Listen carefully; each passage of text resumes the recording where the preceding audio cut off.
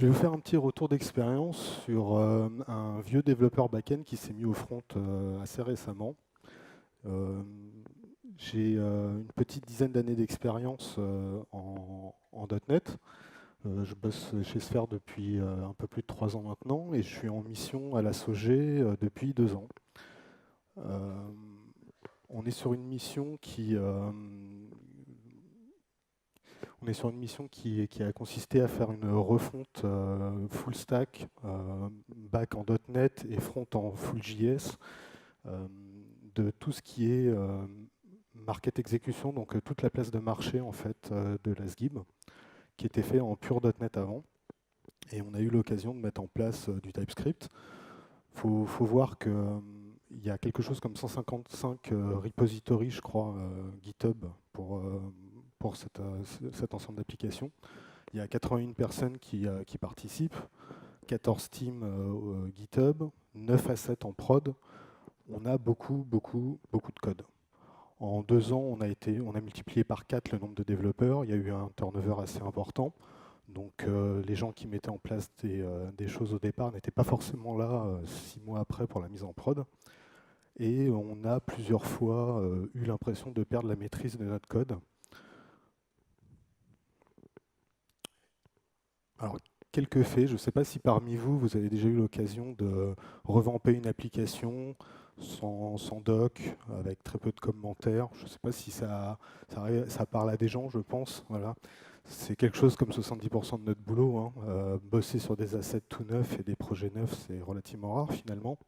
On fait beaucoup de maintenance évolutive, on veut beaucoup de revamping sur des nouvelles stacks, mais avec des fonctionnels qui doivent perdurer. Si en plus vous avez des DevOps dignes de ce nom, bah, vous continuez à délivrer toutes les semaines. Donc il faut éviter de casser la prod, surtout dans le monde bancaire, ils sont assez tatillons là-dessus. Donc bah, un fait qui m'a vraiment sauté dessus au bout de 6 mois, c'est que des grosses bases code JS, c'est très dur à maintenir.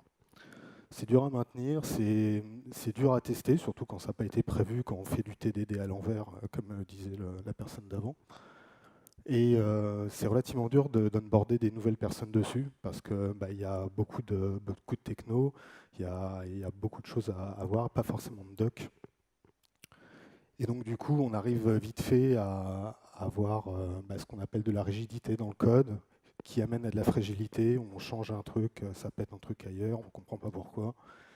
Et cette notion de viscosité du code qui nous font des petites descentes d'organes parfois quand on a des mises en prod à faire le vendredi midi et que ça ne marche pas. Alors pour ça, il y a des garde-fous, bien sûr, hein. Il y a les tests, comme on en parlait tout à l'heure, les faire au plus tôt. Il y a tout ce qui est documentation vivante, essayer de coder la documentation pour pouvoir la générer lors de la production, pour pouvoir discuter avec les équipes externes, discuter avec les PO ou les business analysts, faire aussi du coup de la documentation pour onboarder les nouvelles personnes qui peuvent être de passage.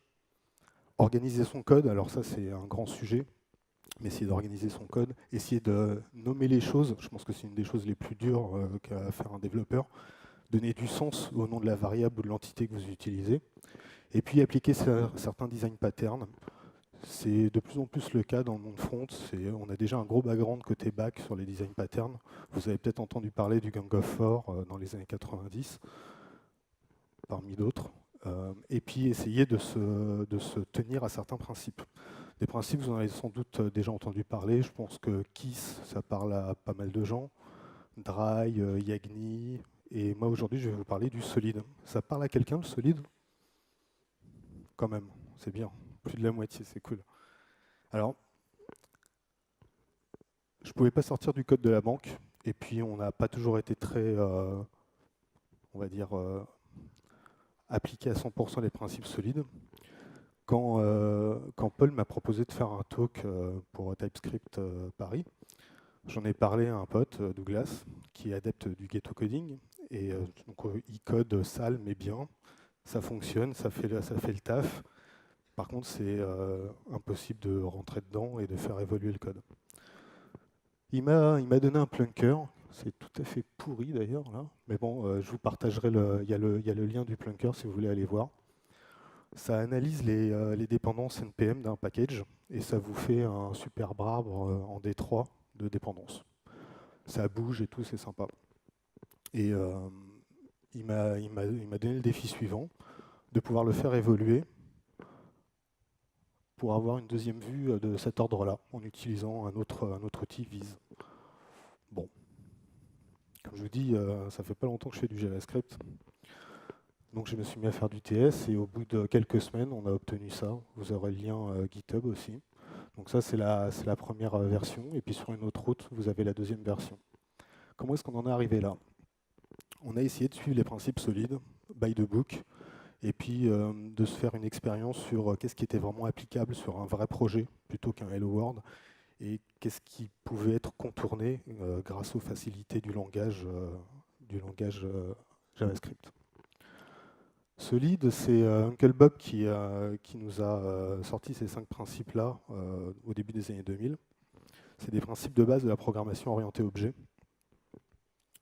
Après tout, JavaScript, c'est quand même un langage orienté objet, même s'il est basé sur les prototypes. Donc on s'est dit, bah, pourquoi pas, essayons. Alors Solid, c'est un acronyme, hein, on les a mis dans cet ordre-là pour que ce soit joli à dire. Le premier parle de la responsabilité, des principes de responsabilité unique. Le deuxième, le principe ouvert-fermé, ça ne veut pas dire grand-chose en français. On préfère parler de principe de modification par extension. Le troisième, le principe de substitution de Liskov. Liskov, c'est une dame informaticienne qui est au MIT, doctorante, qui a mis au point des OS pseudo-temps réel, des choses comme ça, enfin des algos pseudo-temps réel pour des gros calculs de graphes. Le principe de ségrégation d'interface pour le quatrième, et le dernier, le principe d'inversion de dépendance.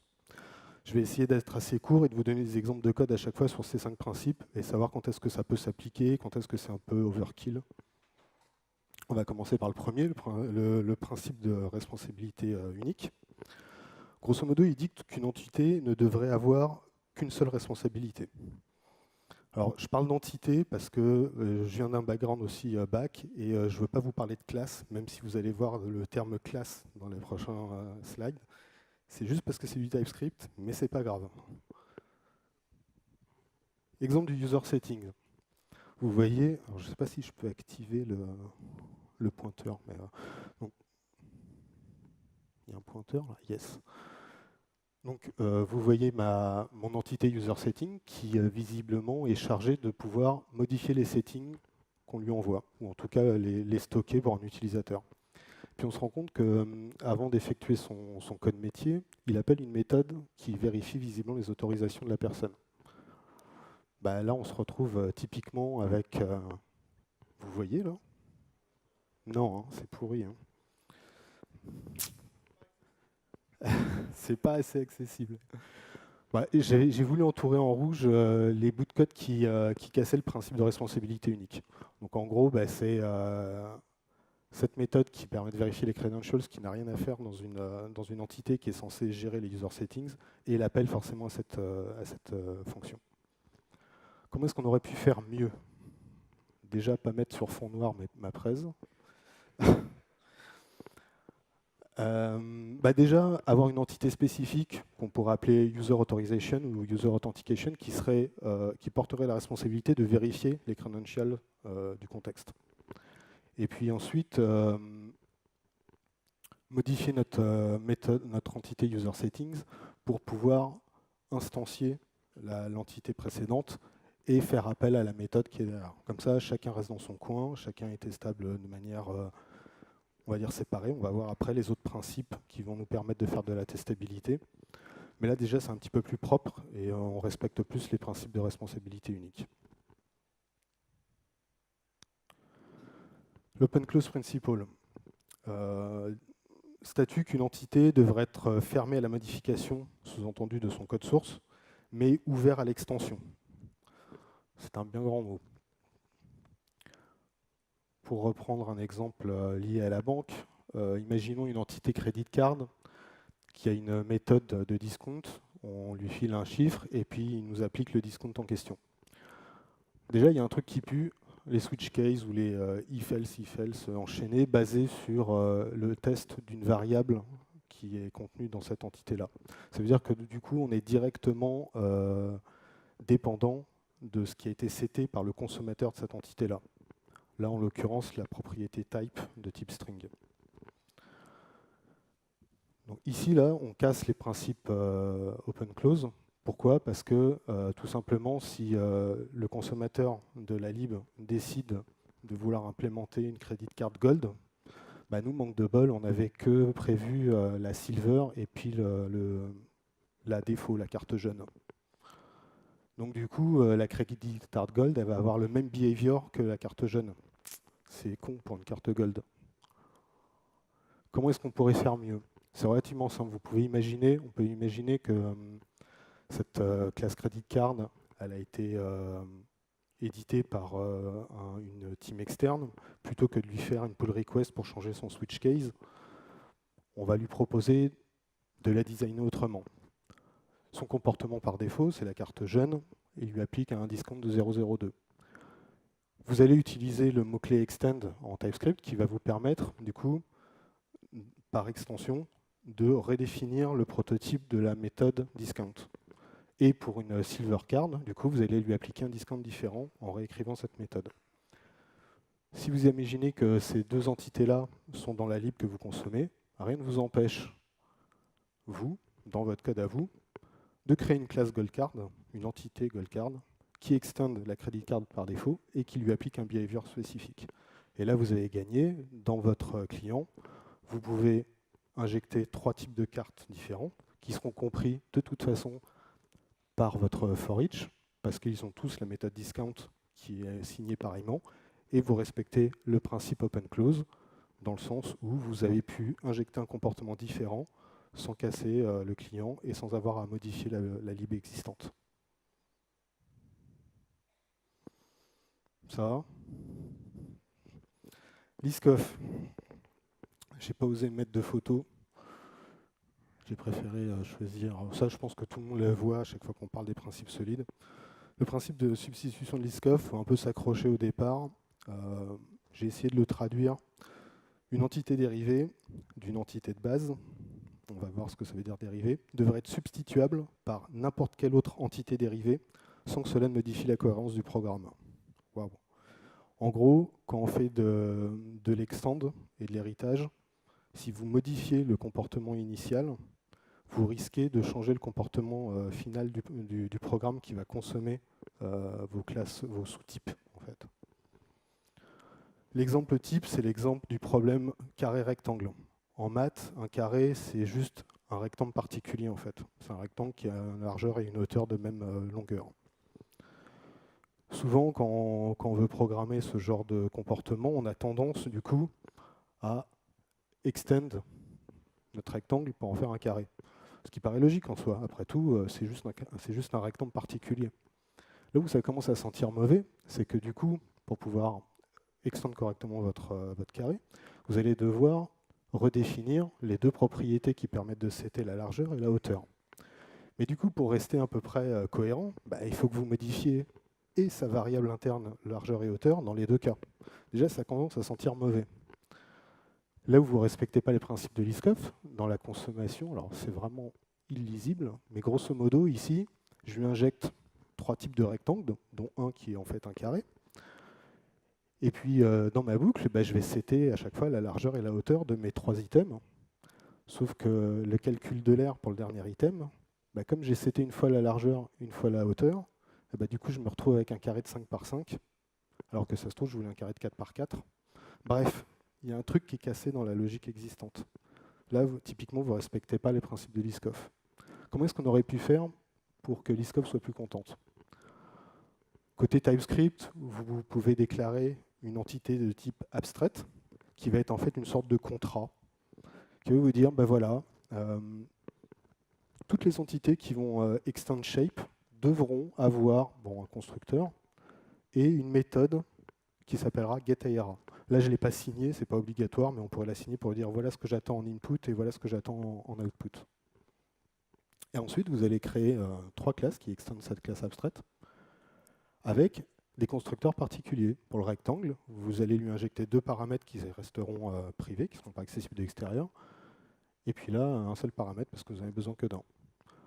Ici, c'est juste pour vous montrer, mais ce n'est pas très important, c'est juste pour vous montrer que vous pouvez quand même appeler le constructeur de base. Donc si vous avez de la logique qui est commune à ces deux entités-là, rien ne vous empêche de la coder dans la classe abstraite pour faire appel après à ce comportement de base. Et ensuite, comme vous extend shape, vous devez du coup respecter la signature qui est prévue, à savoir implémenter une méthode getAera qui là va respecter pour le coup le principe de substitution.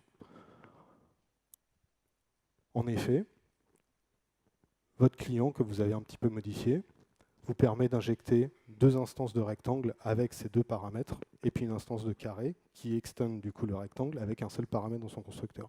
Ce qui fait que la méthode getAera, quoi qu'il arrive, aura le même comportement quel que soit le sous-type de votre instance, enfin de votre entité shape. Et là, Liskov est content.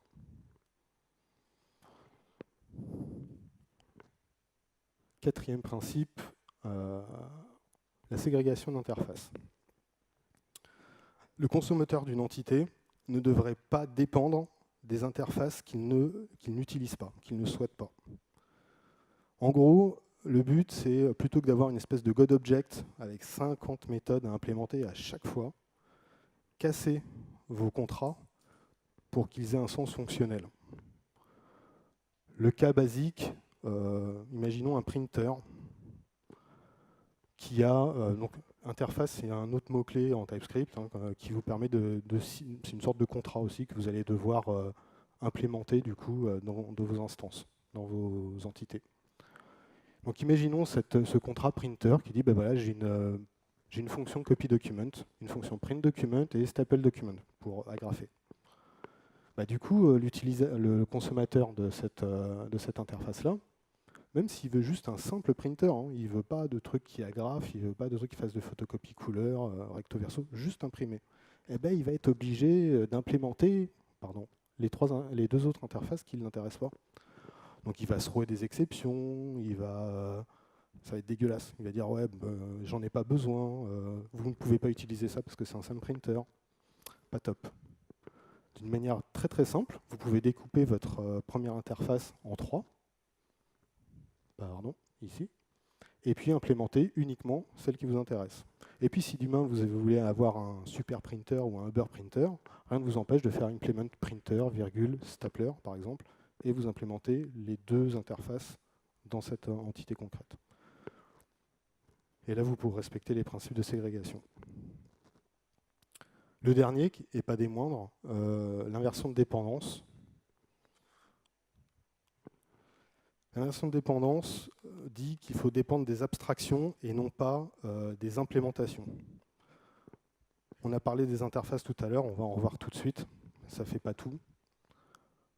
Tout à l'heure, dans un des premiers exemples, on instanciait dans le constructeur une entité qui respectait telle interface pour pouvoir respecter tout ce qui était principe de responsabilité unique. Vous pouvez aller encore plus loin en injectant cette dépendance plutôt que de l'instancier dans votre classe concrète. Imaginons un requêteur d'inventaire qui a une méthode requestItem et puis qui va aller travailler, qui va faire du fetch sur du HTTP pour aller récupérer des données à partir d'une collection d'items. Votre consommateur de cette entité-là, elle va instancier dans le constructeur donc une nouvelle instance de cette entité et elle va la consommer ici dans sa boucle for each une fois qu'elle aura parcouru tous les items. Donc elle appelle cette méthode-là. C'est bien, mais pas top, parce que là, typiquement, quand vous allez vouloir tester votre inventory tracker, vous êtes collé à l'implémentation de l'inventory requester. Donc vous dépendez d'une implémentation spécifique qui n'a rien à voir finalement avec ce que vous êtes en train de tester. Ce qui serait top, ce serait de pouvoir moquer ce truc-là en fait. Bon, je pense que tous les développeurs JS voient de quoi je parle. Plutôt, en tout cas ceux qui ont fait de l'Angular ou ceux qui utilisent peut-être Inversify, qui fait encore plus, on en parlera peut-être tout à l'heure. Donc vous voyez ici que l'implémentation, vous instanciez un inventory tracker avec deux items, et puis là vous appelez requestItem et vous n'avez pas du tout la main sur le type de requester qui va être utilisé. Vous êtes collé à cette implémentation-là. Pour faire un petit peu mieux, plutôt que plutôt que d'avoir une classe inventory requester, on va plutôt en faire une interface, donc un contrat, qui va dire bah voilà, j'attends de toutes les entités qui vont implémenter ce contrat-là, d'avoir une méthode request item qui va prendre en input un item de type string. Et vous allez injecter en fait ce type d'interface-là dans le constructeur de votre classe mère. Ça va vous permettre du coup d'injecter un peu tout ce que vous voulez, tout ce qui respecte finalement le contrat. Et puis là, du coup, rien ne vous empêche effectivement d'appeler cette méthode-là. Tout se passe bien. Au niveau de la consommation, de l'utilisation de votre inventory requester, l'équivalent de tout à l'heure, ce serait par exemple cette entité-là, voilà, qui implémente mon contrat et puis qui implémente son code avec request item. Et puis du coup, vous pouvez vous faire plaisir et vous en implémenter une deuxième version, soit un mock, soit quelque chose qui fait du WebSocket ou je sais pas, du server sent event ou des choses comme ça, avec les mêmes signatures, mais avec des technos différentes derrière. Et puis du coup, au niveau de l'utilisation de la lib, vous changez un petit peu la signature. Là, vous implémentez une nouvelle instance de n'importe quel inventory requester en fait, qui respecte ce contrat-là. En fait, vous venez d'injecter une dépendance plutôt que d'être collé à une implémentation. Vous êtes collé plutôt à une abstraction qui est l'interface en question. Les frameworks tels que Inversify vont un peu plus loin, vous permettre de faire ce qu'on appelle de l'IOC, de l'inversion de contrôle. Donc, Dependency Injection, on va dire, c'est by the book le principe. L'inversion de dépendance, c'est son implémentation. Et l'IOC, c'est tous les frameworks qui permettent de se baser sur l'injection de dépendance pour pouvoir également, comment dire, vous permettre de, comment est-ce qu'on appelle ça, de contrôler en fait la durée de vie des instances que vous injectez. Ça va vous permettre par exemple d'implémenter le pattern singleton dans certaines implémentations ou d'avoir des durées de vie plus ou moins grandes en fonction des paramètres qui sont setés. Et du coup, vous n'avez pas besoin de faire des new inventory requester à chaque fois. Vous avez une espèce de DICO qui veut dire à chaque fois que je rencontre telle interface, je vais injecter telle classe concrète ou telle nouvelle instance. Voilà, donc ça vous permet d'aller encore un peu plus loin dans l'injection de dépendance. Finalement, on se rend compte que tous ces principes sont reliés. Ça ressemble vachement à une croix satanique. Ça m'a frappé cette nuit quand je l'ai mis, ce truc-là. Mais c'est pas si satanique que ça, en fait. Je suis sûr qu'il y a beaucoup parmi vous qui... enfin, moi, le premier, on en fait sans vraiment le savoir, en fait. Après, c'est toujours bon d'en parler, surtout dans une team de 60 personnes, pour qu'on se mette d'accord sur qu'est-ce qu'on suit, qu'est-ce qu'on met de côté, et avoir un minimum de documentation qui vous permet de dire, voilà, dans tel cas, avec des exemples simples, faisons comme ça plutôt que comme ça, parce que ça va nous permettre de tester, de moquer, d'être plus souple. Voilà, donc finalement, Solid vous apporte un peu plus de souplesse. Il faut savoir l'utiliser à bon escient. Dans le code qu'on a mis en place avec Douglas, on s'est pas mal galéré quand même. C'est pas si simple que ça, surtout sur du code existant.